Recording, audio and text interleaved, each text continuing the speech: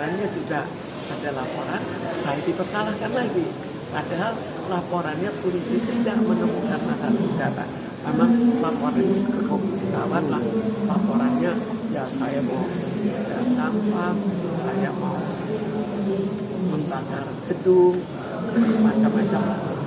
Lalu ada lagi laporan saya mau meracuni. Meracuni itu katanya orang-orangnya seperti lucu. Kalau muntah kok nggak dibawa ke rumah sakit, kok tidak manusiawi banget gitu. Tapi polisi tidak mau menerima laporan. Kenapa pengadilan menganggap saya salah lagi? Jadi terlalu banyak hal yang sifatnya agak aneh. Sekarang kita lihat apakah Purnomo berhak untuk menggugat saya. Sebetulnya harus lewat rapat hukum kejaksaan. Tapi dia berhak untuk lolos. Ada lagi, ada namanya benturan kepentingan. Jadi dia mengelola bersama-sama dengan saya PT Gluber Fraksi. Terus ada lagi PT Gluber TBK yang sekarang terkenal di Gluber. Itu dia pribadi. Ada lagi siapa yang pernah tahu ada taksi grup pusaka itu Purnomo. Ada apa di mana itu sekarang? Kok sudah tidak berwujud? Jadi sampai seberapa jauh sih kemampuan Purnomo untuk mengelola sampai taksi-taksi mereka yang dia bikin kok sampai bubar. Sebagian bubar. Kembali ke kasus hari ini Bu, maksudnya rencana hari ini kan agenda persidangan atas kasus Ibu yang sudah inkrah di MK kan ya Bu ya. Nah ini hari ini tuh agendanya aku dan bagaimana ceritanya Bu sampai jadi kemunduran. Ini kan tadi persoalannya semuanya saya kalah. Sampai taraf MA saya kalah. Jadi saya menggugat PK meninggalkan itu yang sana. Oh hari ini harusnya rencananya PK. Ya, tapi terjadi penundaan. Itu alasannya itu ya, kabarnya kapan Bu? Surat mereka salah. Ke polis atau gimana Bu? Jadi dipanggil hari ini tidak polis, tapi akhirnya tadi diberikan semua surat. Tapi surat itu Artinya hari ini sidang ditunda ya Bu? Surat yang tadi Ibu bilang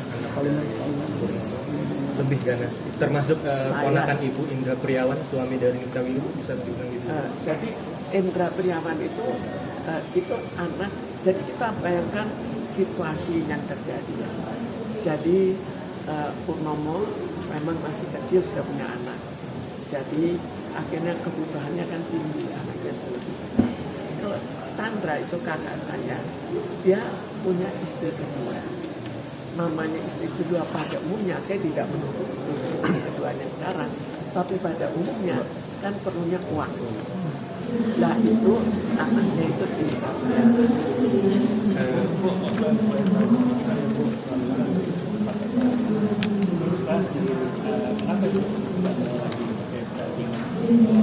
Saya pakai pengacara, tapi ini kan bubar kan?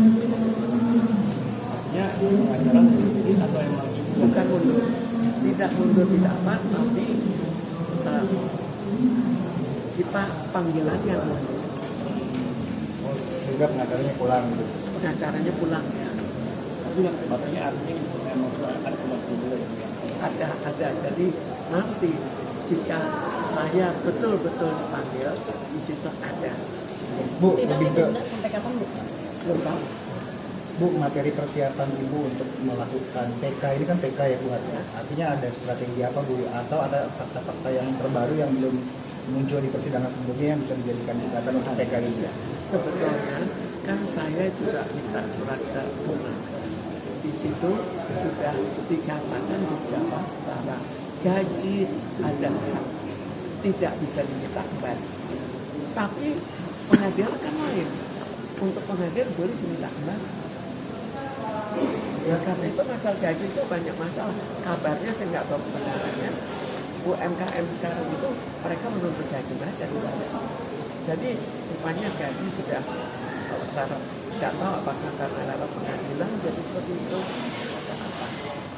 Ini melihat juga yang lemah ini dari mereka dari 30 miliar ini itu gimana?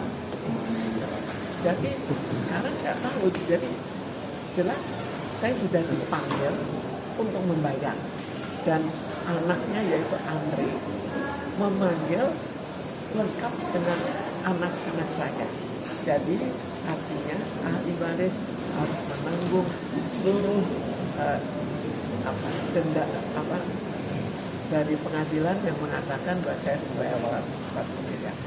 Dia ahli waris menanggung putusan pengadilan. Ahli waris ikut menanggung putusan pengadilan. Sampai Jadi ke anak ini turunan Bu, berarti. turun temurun. Bukannya ini berbahaya pun, sebenarnya dulu pengacara ini mengatakan itu bisa jadi jurisprudensi. Jadi gini, kita bayangkan ya, gaji diminta kembali. Sekarang kalau ini gugatan Mahkamah Agung. Kalau sudah Mahkamah Agung, itu artinya bisa dijadikan semacam putusan untuk pengadilan lain. Itu namanya jurisprudensi. Jadi nanti kalau orang lain tidak dibayar atau diminta kembali gajinya, maka bisa menggunakan perkara saya sebagai contoh bahwa itu akhirnya harus diakui karena sudah diakui sampai di Mahkamah Agung. Jadi akhirnya jadi tambah kacau. Saya yakin apa iya dari konglomerat itu tidak akan menyalahgunakan. Bu, pertanyaan dari saya Bu, apakah Ibu mau mengadukan ini kan ketidakadilan yang Ibu rasakan.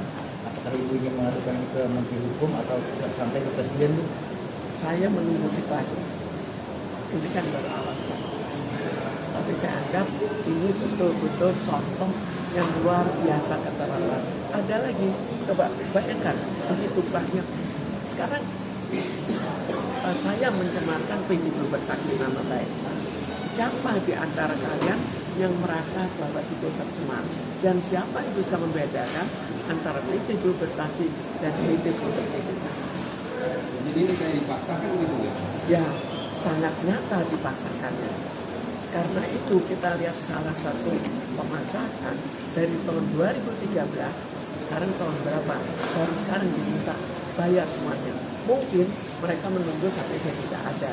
Jadi nanti anak turunan sehat. Mungkin itu juga nggak tahu juga kenapa kok ditunda dari tahun 2013 sampai sekarang baru diminta bayar, segera bayar. Oke.